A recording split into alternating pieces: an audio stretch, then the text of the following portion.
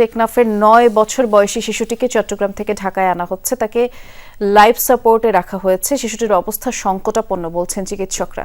গুলিবিদ্ধ মাথার চাপ কমাতে খুলির একটি অংশ খুলে রাখা হয়েছে।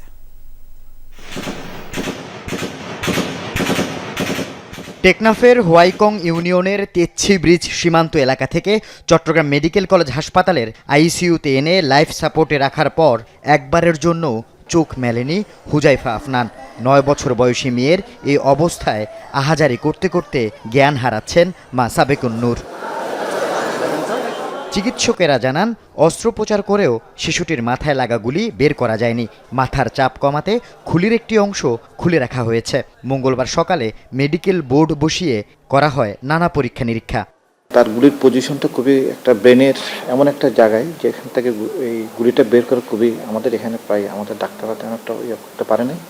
এটার উন্নত চিকিৎসার জন্য বাচ্চাটাকে আমরা আমাদের যেটা নিমস বলি আমরা, ন্যাশনাল ইনস্টিটিউট অফ নিউরোসায়েন্স, ওখানে রেফার করা হচ্ছে। বাচ্চার অবস্থা খুবই ক্রিটিক্যাল কন্ডিশন, সে লাইফ সাপোর্টে আছে। আমরা আইসিইউ অ্যাম্বুলেন্সে করে তাকে আমাদের ডাক্তার সহ তাকে পাঠানো হচ্ছে। বোর্ডের সিদ্ধান্ত অনুযায়ী উন্নত চিকিৎসার জন্য ঢাকার নিউরোসায়েন্স হাসপাতালে পাঠানো হয়। বিকালে তাকে বহনকারী অ্যাম্বুলেন্স ঢাকার উদ্দেশ্যে রওনা হয়। উন্নত চিকিৎসা ও ব্যয়ভার বহনে সরকারের সহযোগিতা কামনা করেন শিশুটির স্বজনরা। না, একবার জন্য চোখও মেলেনি, একবারে তিনি জ্ঞানে ফিরেননি। অর্ধেক খুলে ফ্রিজে রাখা হয়েছে। নাকি বুলেটটা লাগার কারণে, মাথার মধ্যে আসার কারণে উপরে নাকি রক্তের ছাপ লাগছে। উন্নত চিকিৎসা সেই ড্রাইভারগুলা প্রশাসনের মাধ্যমে, দেশের মাধ্যমে তারা নিয়ে উন্নত চিকিৎসা করবে আর কি।